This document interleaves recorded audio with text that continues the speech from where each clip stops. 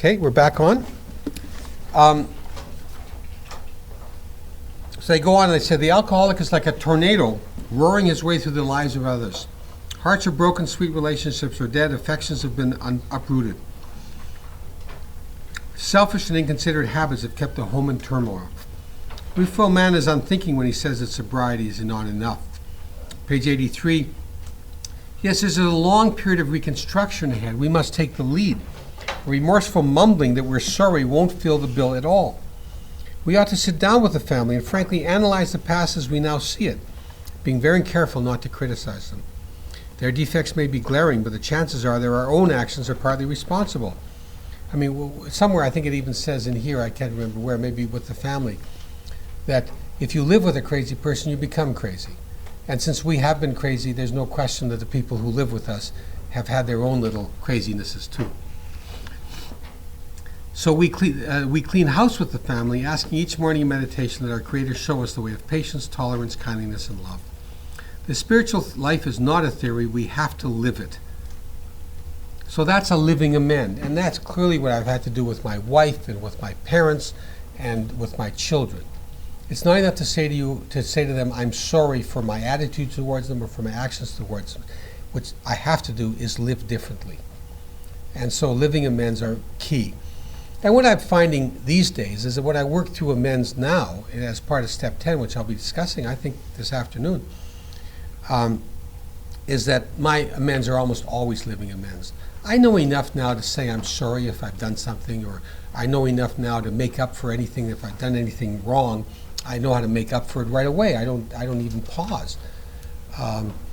But it's the living amends where I don't notice what's been creeping up in a relationship, or I don't notice that I've been moody, or I don't notice things like that. And that requires a much more conscious effort to live differently. And then on page 83, so we've got the 3 direct amends. At the risk of repetition, I'll remind you that they are eyeball-to-eyeball apology, restitution, and taking the public consequences. And then we have living amends. And then there are, page 83, there may be some wrongs we can never fully right. We don't worry about them if we can honestly say to ourselves that we would right them if we could. Some people can't be seen. We send them an honest letter. There may be valid reason for postponement in some cases, but we don't delay if it can be avoided. Here they describe our attitude in an amend. We should be sensible, tactful, considerate, and humble without being servile or scraping. As God's people, we stand on our feet. We don't crawl before anyone. I don't know if you remember David Copperfield with Uriah Heep. I'm very humble. This sort of false humility. But that's not what we're like. As God's people, we stand on our own 2 feet. I am sorry for what I have done. I'm a different person now. I'm striving to be a different person. And I will make up for what I have done in the past. In a book discussing whether one can forgive a person for murder, a rabbi says that according to Judaism, you cannot forgive anyone for murder because the only person who can forgive is the person who to whom the wrong was done, and murderers have no one alive who can forgive them. But the rabbi says the only hope that a murderer may have is that he becomes a different person from the person who committed the murder. And that is always the hope of anyone, that you realize the horror of what you have done and you try to become a different person. This is part of the conversion faith of many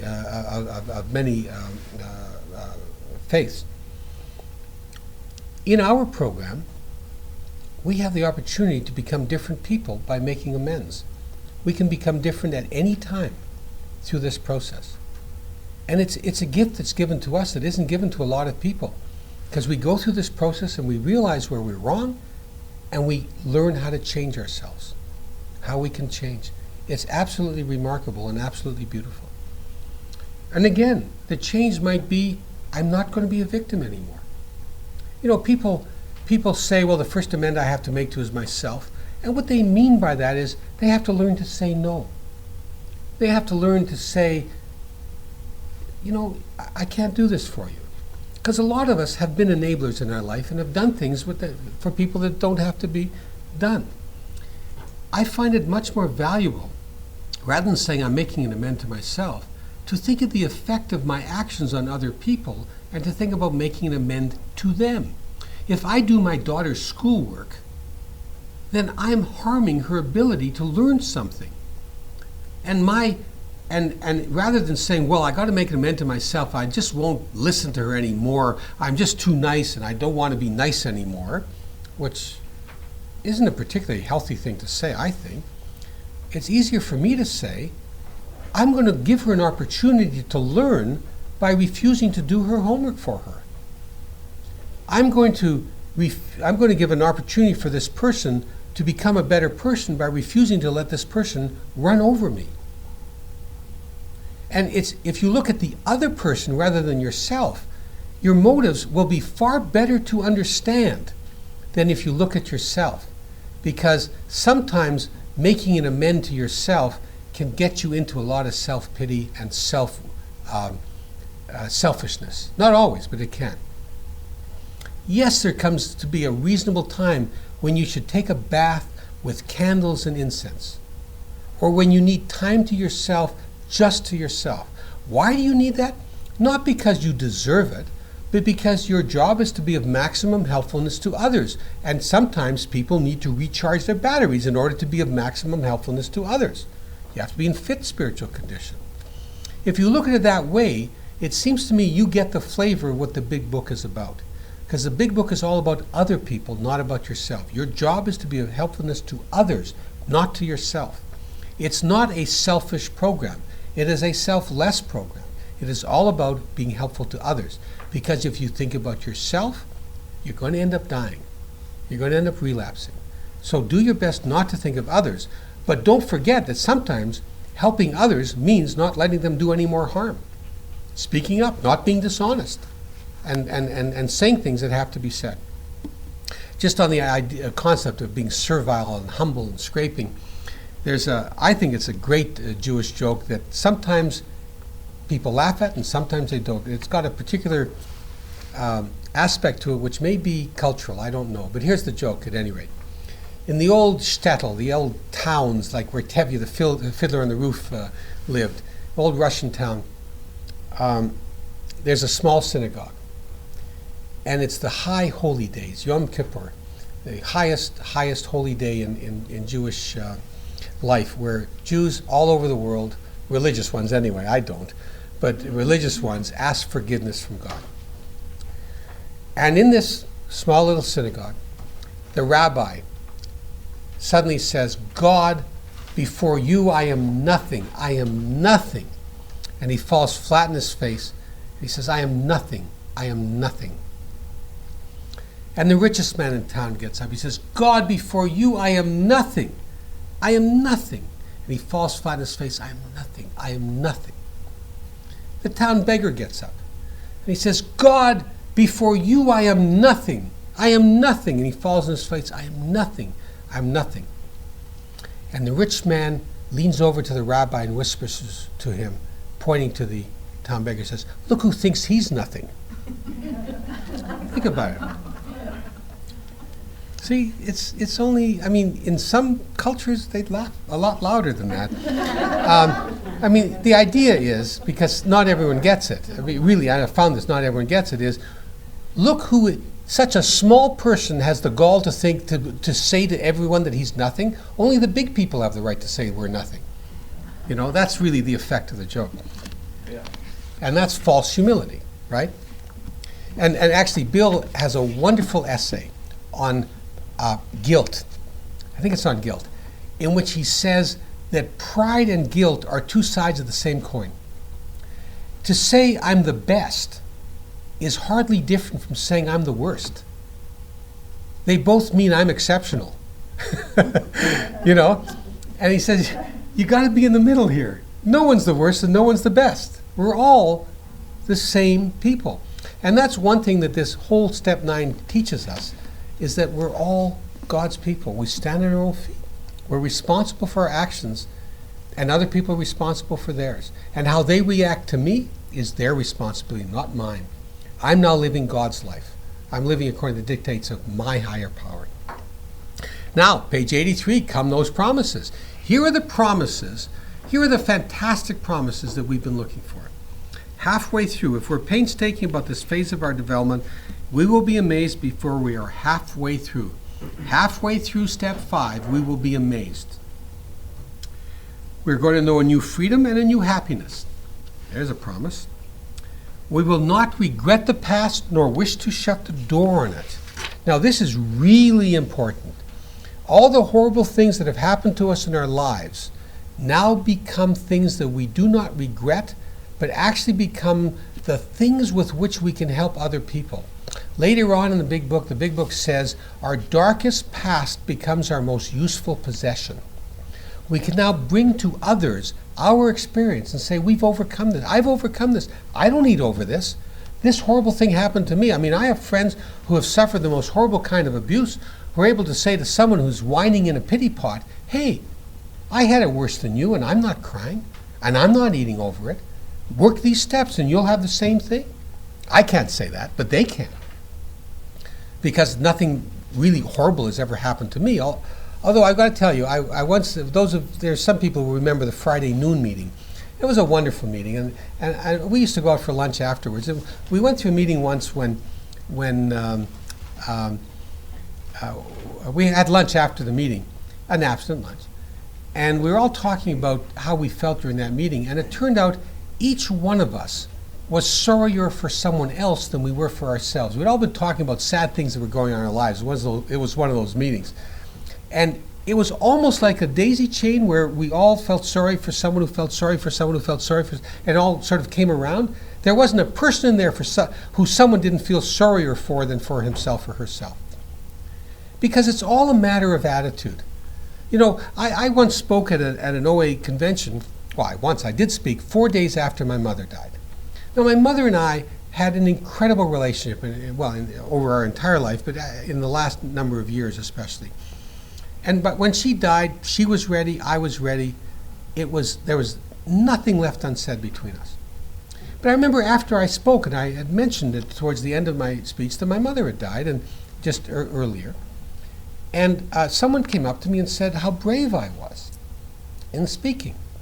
I thought to myself, well, you know, that's not brave for me at all to do this, because for me it's just, you know, I overlapped my life with someone I loved and who loved me, and it was a joy. And I thought, well, why does this person feel that it was brave? Well, maybe that person has issues, is imagining how he or she would feel if his or her mother died. You know, so we all have our own attitudes that we bring to someone else that we feel sorrier for. It's really very, very interesting. So, we will not regress the past nor wish to shut the door on it. We'll remember the past and we'll be able to use it to help others. We will comprehend the word serenity. We will know peace. No matter how far down the scale we have gone, we will see how our experience can benefit others. That feeling of uselessness and self-pity will disappear. We will lose interest in selfish things and gain interest in our fellows. Self-seeking will slip away. Our whole attitude and outlook upon life will change. Fear of people and of economic insecurity will leave. Now, there's no promise that we won't be economically insecure, but our fear of it will leave. I mean, none of these promises promise us any financial security or anything going on in our lives, but our attitude towards life will change. We will intuitively know how to handle situations which used to baffle us. We will suddenly realize that God is doing for us what we could not do for ourselves. Are these extravagant promises? We think not. They are being fulfilled among us, sometimes quickly, a spiritual experience, sometimes slowly, spiritual awakening. They will always materialize if we work for them. I mean, those are promises we never imagined possible when we joined this program. They're not even promises we were looking for. We were looking for completely different promises, and they are being fulfilled as well. But these are promises which should be coming true halfway through step 9. They are the promise of a spiritual awakening, or a spiritual experience, depending how quickly or how slowly it comes to you. Halfway through step 9. This is when the guts are happening. This is the good stuff is happening. The bottom of page 84 are the promises we came to OA for. And they happen after step 9. And we have ceased fighting anything or anyone, even our killer foods. For by this time sanity will have returned. We will seldom be interested in our killer foods. If tempted, we recoil from them as from a hot flame. We react sanely and normally, and we will find that this has happened automatically. Top of page 85. We will see that our new attitude toward our killer foods has been given us without any thought or effort on our part. Remember, we took a right turn. We came to OA for freedom from food, and OA told us, pursue God. And so we pursued God. And how do we pursue God? We got rid of our defects of character. And suddenly, we're sane. It has come without our aiming for it. We're not fighting it, neither are we avoiding temptation. That is the miracle of it. It just comes. That is the miracle of it. We're not fighting it, neither are we avoiding temptation. We feel as though we have been placed in a position of neutrality, safe and protected.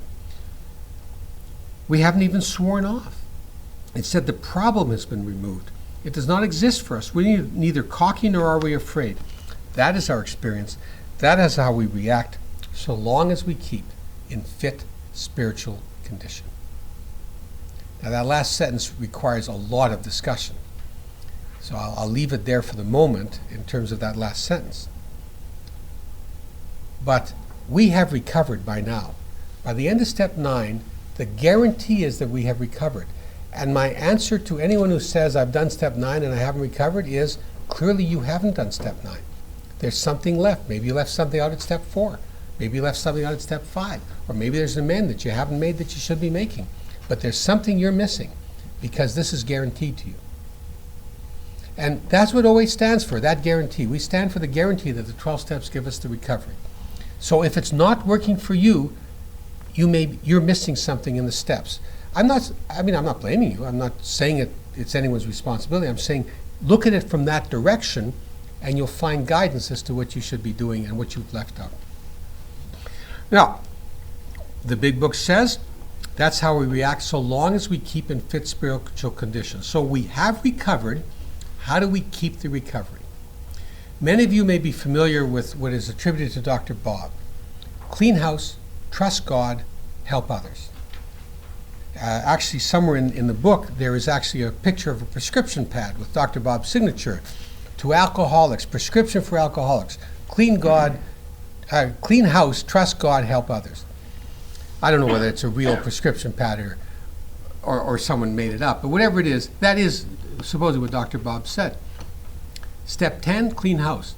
Step 11, trust God. Step 12, help others. Steps 10, 11, 12 keep us recovered. So we now look, and I'll talk about that more, but we look at the 12 steps in this way. Step 1 is the problem, powerlessness. Step 2 is the solution, power. Step 3 is the decision to search for the solution, decision. Steps 4, 5, 6, 7, 8, and 9 are the solution, where we clean house. And step 10, 11, and 12 is where we keep the solution. Okay? That's the picture that the big book gives us. Now, how do we continue to clean house? Here's the second major mistake I made that led to my relapse for 6 or 7 years. I told you the first reason was I didn't accept that I was allergic to certain foods. And therefore I took back a lot of those foods when I lost my weight. But there were times when I didn't. There were times when I wasn't eating those foods and I still was relapsing. I was on my way to relapse. Why is that? Well, I would read step 10 off the wall, continue to take personal inventory, and when we were wrong, promptly admitted it. That's the step 10 on the wall. When I look at it that way, I read that to mean that if I yelled at my kids, I would apologize to them. If I had difficulties, I would apologize. I would make amends of some kind, but I would just admit it. I didn't realize that the big book instructions are far deeper. And they are really simply, whenever you need to, do steps 4, 5, 6, 7, 8, and 9. Take out the forms, look for selfishness, dishonesty, self-seeking, and fear, share it with another human being, ask God to remove the defects of character, make amends. Literally doing that.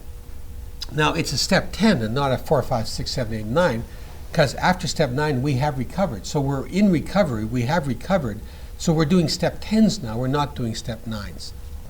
I'll prove that to you by looking at page 84, right in the middle. This thought brings us to step 10, which suggests we continue to take personal inventory and continue to set right any new mistakes as we go along. Not promptly admit it, but set right any new mistakes. That already is a big difference, because promptly admitting it is very different from setting right mistakes. One is amends. The second one is amends. The other is simply an admission. We vigorously commence this way of living as we clean up the past, as we did steps 4, 5, 6, 7, 8, and 9. We have entered the world of the Spirit. Our next function is to grow in understanding and effectiveness. This is not an overnight matter. It should continue for our lifetime. Continue to watch for selfishness, dishonesty, resentment, and fear. Not exactly the same words, but close enough to remind us of step 4. When these crop up, we ask God at once to remove them, steps 6 and 7. We discuss them with someone immediately, step 5. And make amends quickly if we have harmed anyone, steps 8 and 9. So it seems clear to me that this really says do step 4, 5, 6, 7, 8, and 9. Now, how often do we do them? Well, I'll tell you. I think it depends a lot on how life is going on with me. My experience has been that sometimes I've done a step 10 once a year, and sometimes I've done it once a week. And I'll give you an example. At times when life has been going well, I do my step 11 or my step 12, and I'm fine. But at times when life has become really hard, I find myself needing to do more step 10s. I have 12, I just picked the number out of a hat, 12 guides to whether I do a step 10 or not. And they're in sort of a descending order. Like, if it gets down to number 12, I really should have done it a lot earlier. So the first thing I use is the concept that's found in the doctor's opinion that we are restless, irritable, and discontented unless we can at once get the ease and comfort that we get from having the first drink. If I'm restless or irritable or discontented, it's time for me to do a step 10. I often miss that, but if I realize I'm restless, irritable, discontented, it's time to do it. So that's 3. The next 8 I get from We Agnostics on page 52, and they're called the bedevilments. I read them out to you. We were having trouble with personal relationships. We couldn't control our emotional natures. We were prey to misery and depression. We couldn't make a living. We had a feeling of uselessness. We were full of fear. We were unhappy. We couldn't seem to be of real help to other people. Again, if I feel any one of those, it's time to do a step 10. And the other thing, that's 8 and 3 is 11, and there are 8 bedevilments. And the 12th one is if food becomes an issue in any way, shape, or form. If I begin to become tempted, if I begin to think about it, if my quantities get high, if I find my belly button inching up a bit, if I find my weight increasing, then it's time to do step 10. Something's going on, and I don't know what it is. So sometimes I've done them every week, and sometimes when my mother was sick, and my father and my mother my father was taking care of my mom, and she had been always the one who took care of him, and she couldn't stand the fact that he was taking care of her, and he was beginning to resent it, and I worried. They loved each other tremendously. I worried about their relationship. I found myself doing step 10 quite often, because I really was worrying on a day-to-day basis about their relationship.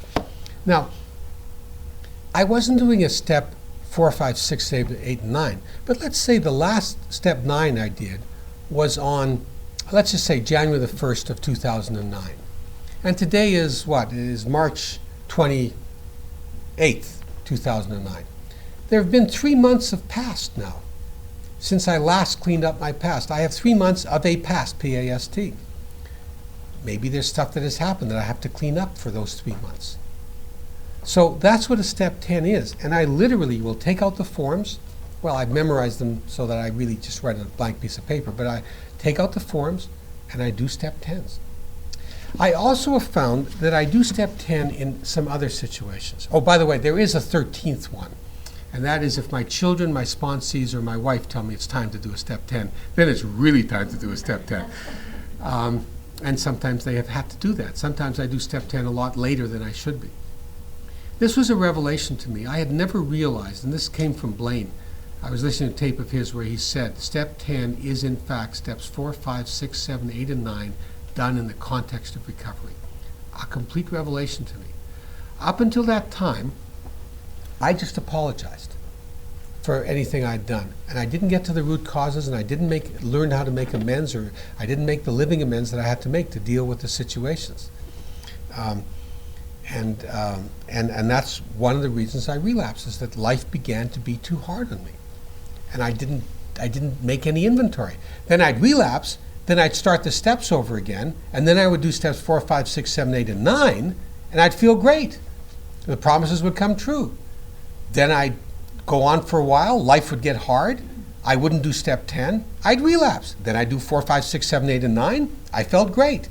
And this happened for 6 or 7 years until I realized if I did step 10 on a regular basis whenever I needed to, whenever my mind was beginning to go, whenever I was restless, irritable, discontented, I wouldn't have to relapse. And I haven't had to relapse since approximately May 1st of 1993, because I've done step 10 whenever I had difficulties. Now, I also use step 10 in other ways. One of the ways I use step 10 is to make decisions.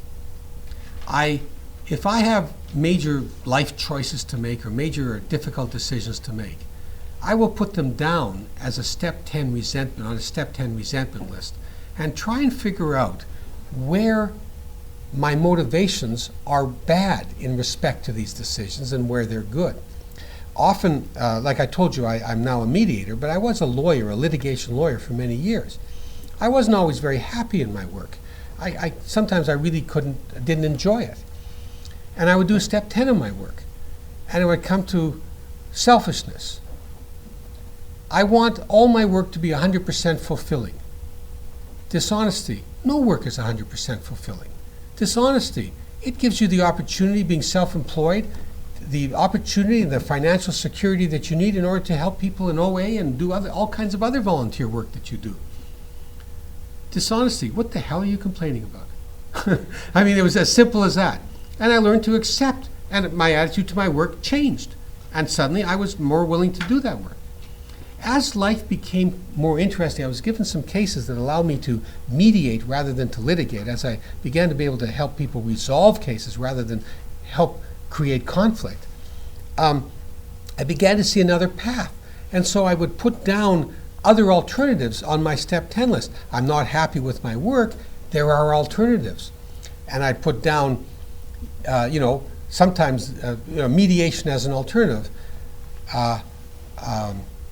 I'd have down under selfishness, I want life to be perfect. Dishonesty, no one will hire me, I have no credentials, and I couldn't make a living. But as I went to my amends, as I worked through that and I shared them with the other person in step 5, I began to say, well, fine. My fear is I'll have no money. What would God have me be in relation to that fear? Well, someone who plans, makes a business decision to plan, to get the training you need, and to develop a practice in mediation. So my fears became a strategy. And over a period of time, I made some decisions relating to what my life would be. I have done step 10, and I'll tell you, I did my step 5's part of my step 10 on my job. At times, I would do it with people who I thought would be able to give me very helpful feedback. I have a very close friend who's a counseling psychologist and who has done career counseling. I did a step 5 with him on careers because he was able to ask me questions and guide me in my step 5 in ways that I would not have been able to do with others. I did it with my wife because any decision I made about my career would affect her tremendously. So I did a step 5 about my fears relating to financial security and what my life would be and what her life would be with her. So, I've done all kinds of step 10s for all kinds of reasons. One of the things I've lately been doing, and I do not recommend this for step 4, but for step 10, sometimes it's of great value. You remember in the resentment form, you write down the person, and then you write down in column 2 the causes. Sometimes I've taken those causes and put each one down as a resentment in column 1. And then I've been able to, what they call, drill down deeper into the causes in column 2. So, for instance, I only use this example. I've got Hitler down there, right? So I have Hitler caused the death of millions and spawned anti-Semitism. Instead of having Hitler in column 1 and those 2 causes in column 2, I would take those 2 causes and put them down in column 1. I would say the spawn of anti-Semitism is something I resent, and being responsible for killing millions of people is something I resent. Why do I feel that in column 2? I'd get more information and much deeper. I've done that with my wife, actually. I've put down, when I've been particularly resentful about her, instead of writing down the causes, I put all those things into column 1 and try to understand why those things are bothering me. And it's given me a lot of insight, so I only point that out. But step 10 has been my lifesaver. I use it whenever I need to. And tomorrow I'll talk about step 11 and the difference between the step 11 evening meditation, which involves somewhat similar kind of stuff, and step 10. But I think it's appropriate to stop here. And we'll see each other tomorrow at 9 o'clock.